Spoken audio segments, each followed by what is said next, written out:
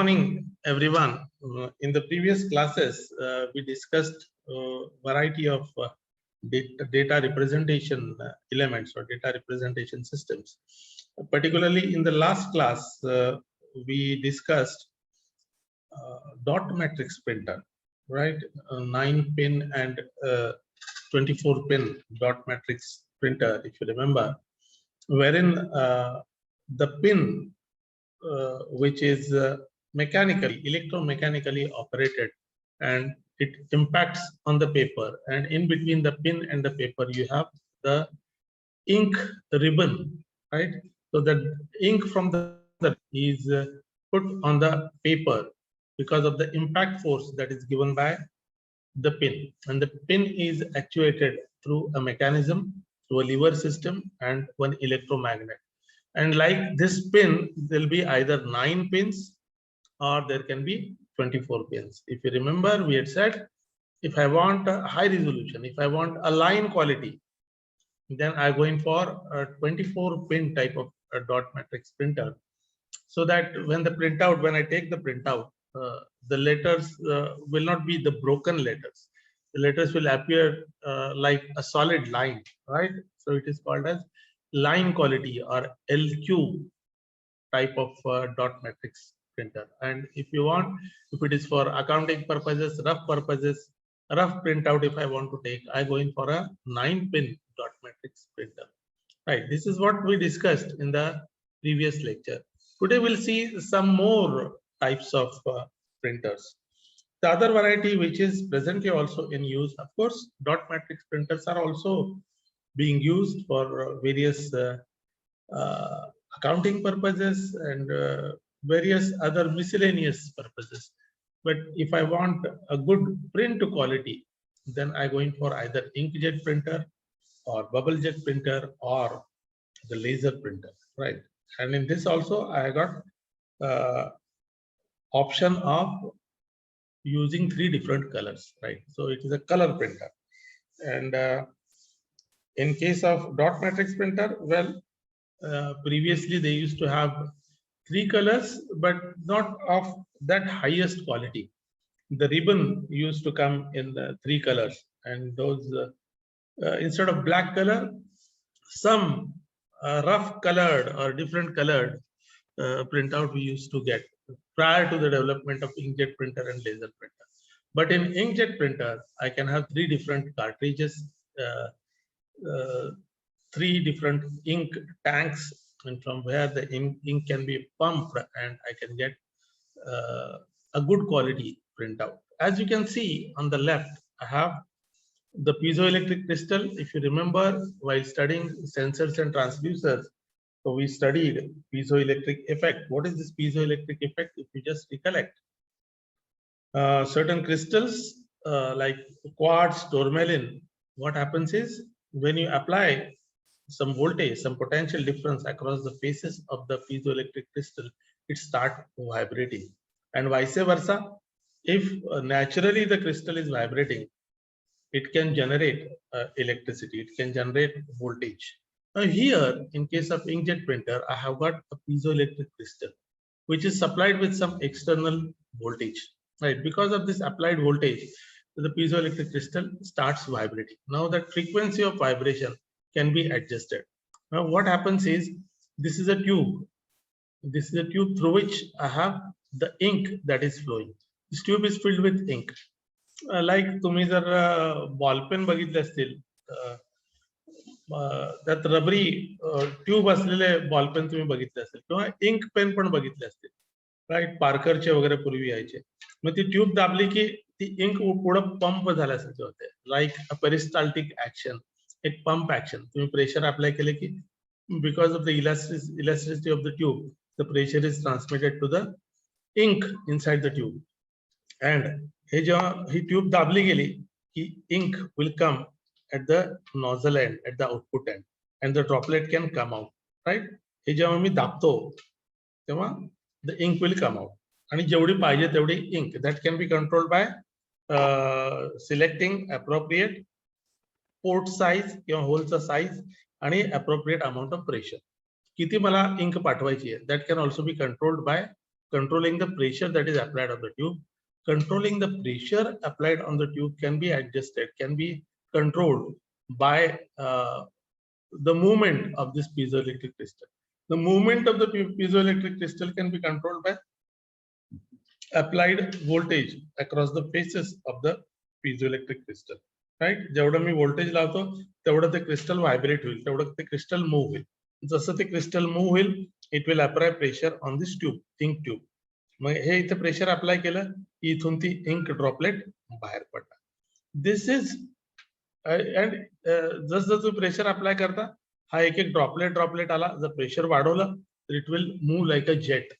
Pipe आपण दाबल्यानंतर आपण जेव्हा बागांना वगैरे पाणी घालताना what we do, static pressure fixed आहे आणि फ्लो रेट वाढवण्यासाठी किंवा स्कॅटर वाढवण्यासाठी काय करतो आपण, तो पाईप पिंच करतो, यू आर अप्लाइंग प्रेशर, त्यामुळे मग तो जेट तयार होतो, isn't it, and the water can be sprayed. Similarly, when I apply more and more pressure, when I pinch this tube, I'll get a jet, ink jet of ink, right? And then I'll be having a paper. And this head, the print head, which has this ink tube and a nozzle, it can be moved, right? As per my requirement, as per my मग त्याच्यासाठी एक वेगळा mechanism आहे आणि त्याप्रमाणे मग ए पाहिजे असेल तर त्याप्रमाणे तो मूव्ह होईल, राईट. आणि बी पाहिजे, वेगवेगळे लेटर्स पाहिजेत, वेगवेगळे नंबर्स पाहिजेत, what ever is the type of print out I want. Accordingly the head, print head can be moved in x and Y directions आणि त्याप्रमाणे ते प्रिंट उमटत जातं. So what happens in this inkjet printer? The inkjet printer uses a conductive ink which is forced through a small nozzle. It's a small nozzle, which is forced through a small nozzle to produce a jet of very small drops of ink of constant diameter at a constant frequency. With one form, a constant stream of ink passes along the tube and is pulsed to form fine drops by a piezoelectric crystal which vibrates at a frequency of about 100 kilohertz. And the frequency of vibration of piezoelectric crystal is dependent on the applied voltage, right? So this is what is the principle of inkjet printer. We'll move further. This extension of this inkjet printer is bubble jet printer. As you can see, bubble jet, it's a sort of, तिथे तुम्हाला directly inkjet मिळत होता, इथं sort of bubble मला मिळतो, right? So I have ink filled, but then I have the charge that is applied, आणि तो charge ह्या प्लेट वरनं ह्या इंक वर अप्लाय केला की मग इथे एक बबल फॉर्म होणार, राईट. हे फ्लुइड आहे, लिक्विड आहे, राईट. आणि लिक्विड ह्या सरफेसवर जेव्हा मी चार्ज फॉर्म करतो तेव्हा it starts boiling and I have a bubble. मग ठराविक चार्जच्या लिमिट नंतर what happens, this bubble leaves this plate and it comes out of the nozzle, right?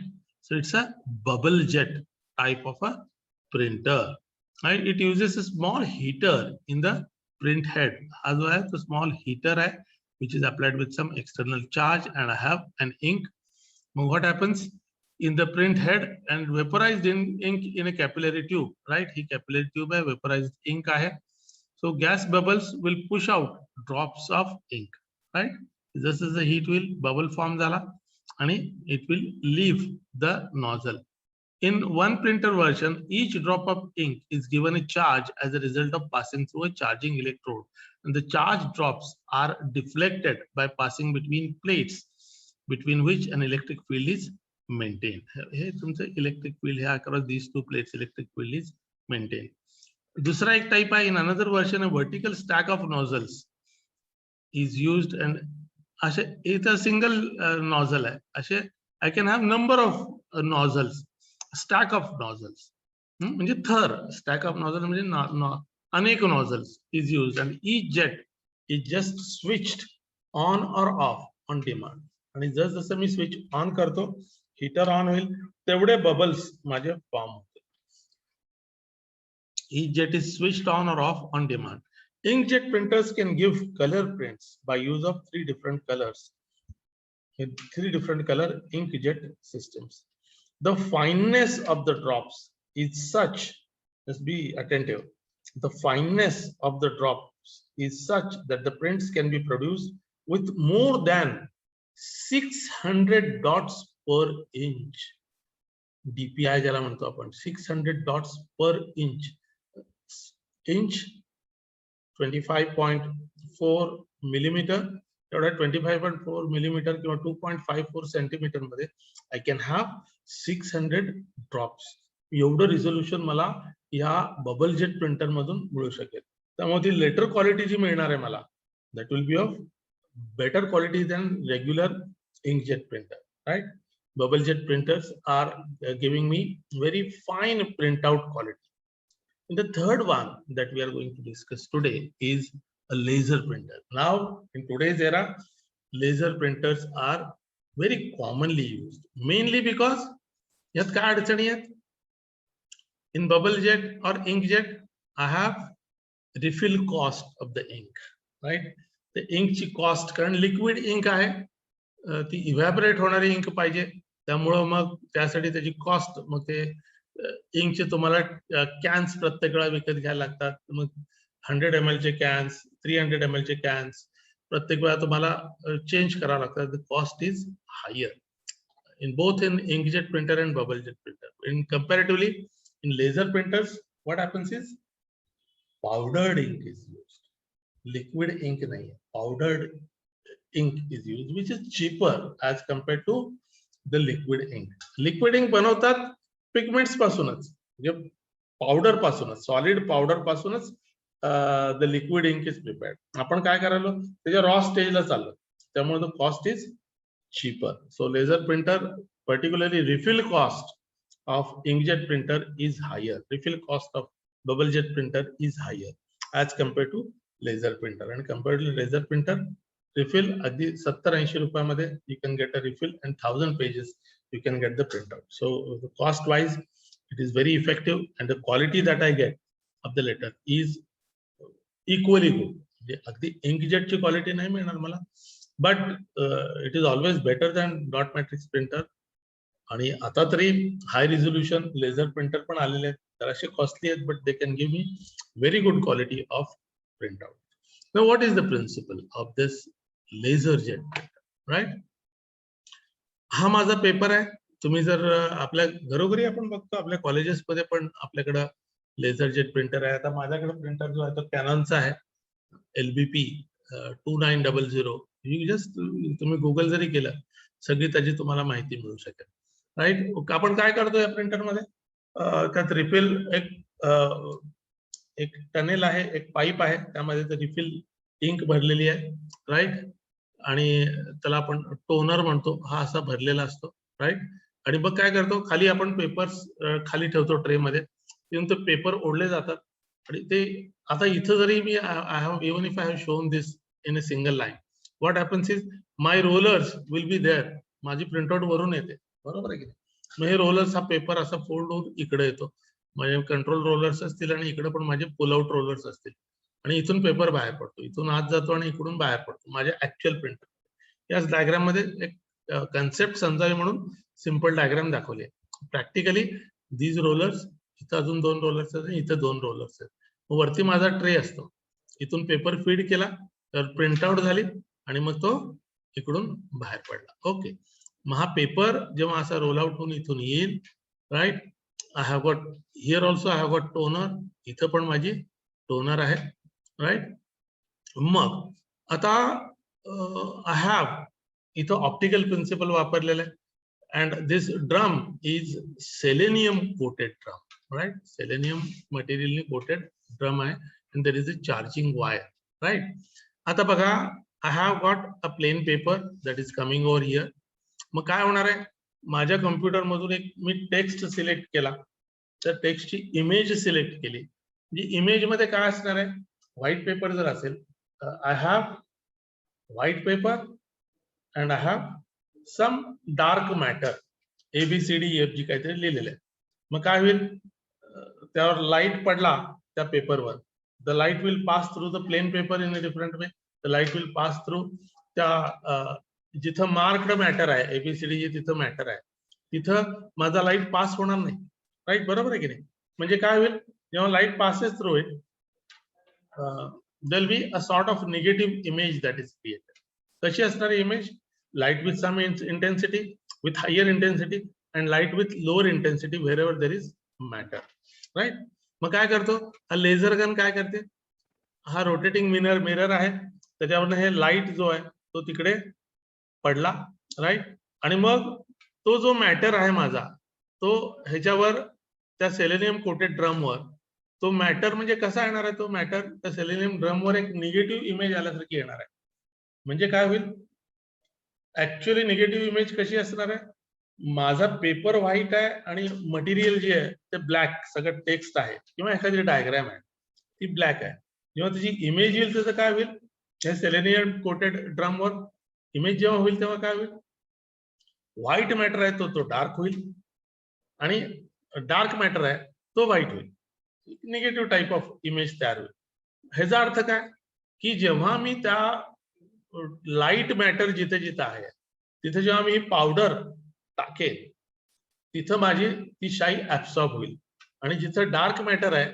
तिथे पावडर जरी पडली तर the powder will not be absorb on that paper right मग त्या निगेटिव्ह इमेज वरनं दॅट इमेज हा light जो आहे तो त्या निगेटिव्ह इमेज वरनं पलीकडच्या कागदावर पडतोय मग कागदावर पडल्यानंतर काय होणार आहे त्याचं जिथं मी जसं सांगितलं तुम्हाला आधी परत एकदा रिपीट करतो माझा जो व्हाईट पेपर आहे जो मॅटर आहे त्या मॅटर मध्ये व्हाईट बॅकग्राऊंडवर डार्क लेटर्स आहेत राईट त्याची निगेटिव्ह काय होणार आहे डार्क बॅकग्राऊंडवर व्हाईट लेटर्स आहेत राईट तर मी व्हाईट लेटर्स म्हणतोय आपल्या टेक्नॉलॉजिकल लँग्वेज मध्ये काय झालं की अशी ती प्लेट तयार होईल राईट जिथं डार्कनेस आहे तिथं माझी शाई लागणार नाही आणि जिथं व्हाईट आहे तिथं शाई लागणार कारण डार्क मॅटर मधून लाईट पास होणार नाही मी निगेटिव्ह इमेज बद्दल बोलतोय डार्क मॅटर मधनं लाईट पास होणार नाही व्हाईट मॅटर मधनं लाईट पास होईल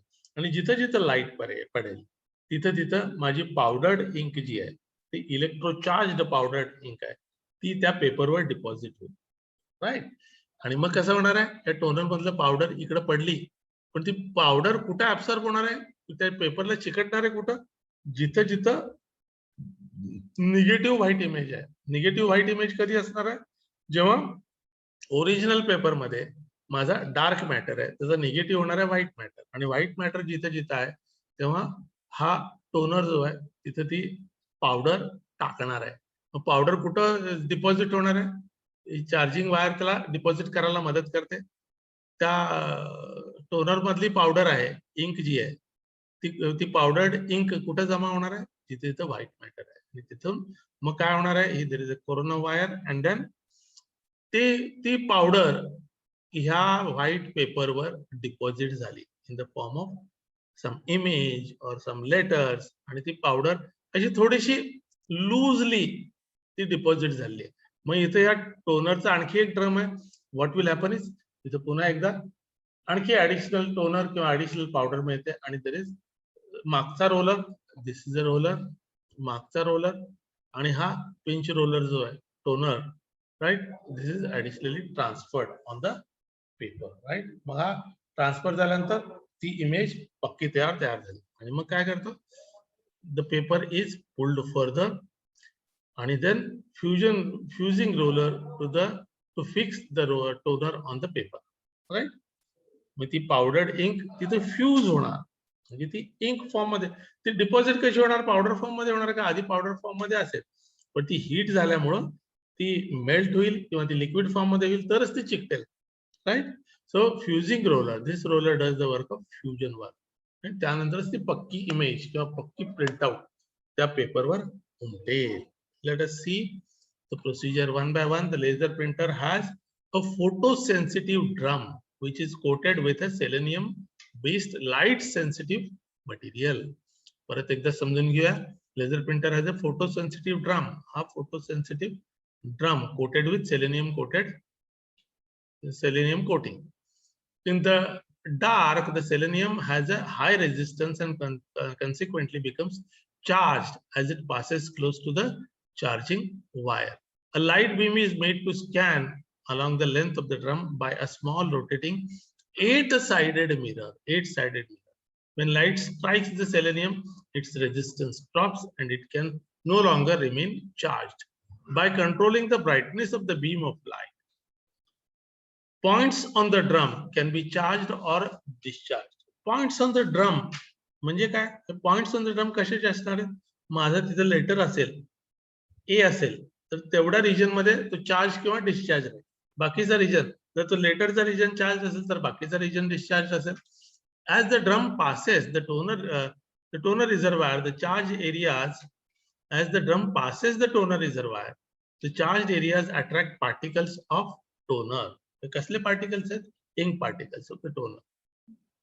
The paper is given a charge as it passes along the charging wire, the so-called corona wire, so that as it passes close to the drum, it attracts the toner of the drum. येतं ना लक्षात?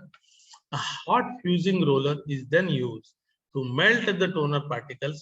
हा कुठला hot fusing roller? हे hot fusing rollers आहे, right? आत heater coil असते. Hot fusing कशाचं fusing करतात? मेल्ट कशाला करतात? ही पावडर जी डिपॉझिट झाली आहे, जिथे जिथे माझे लेटर्स आहेत किंवा माझी इमेज आहे, राईट, तिथे ती पावडर डिपॉझिट झाली. ती पावडर फ्यूज कधी होणार? जेव्हा it passes through the fusion roller. आणि म्हणून तुम्ही त्या लेझर प्रिंटर मधून बाहेर आल्यानंतर पेपर गरम थोडासा पेपर दिसतो, राईट. त्याचं काय काम आहे की ते फ्युजन रोलरच्या मधून पास झाला की ते हॉट फ्युजन रोलर्स असतात, त्यामुळे ती इंक त्या पेपरवर डिपॉझिट होते. A hot fusing roller is then used to melt the toner particles so that after passing between the rollers, they firmly adhere, चिकटतात, to the paper. General use laser printers are currently able to produce, बघा, मागचा आपला bubble jet printer देत होता 600 dots per inch, whereas laser printer can give me 1200 dots per inch. म्हणजे किती closely space dots देणार, त्यामुळं ती जी प्रिंट क्वालिटी मला मिळते, excellent print quality I get in laser printer. I mean laser printers also, once again I have the option of using color laser printers. Those are a bit costly. Principle remains the same. Instead of one toner cartridge, I'll be having one toner drum, I'll be having 3 toner drums, right? And I can get the color laser printers printouts also. I think we'll stop for today.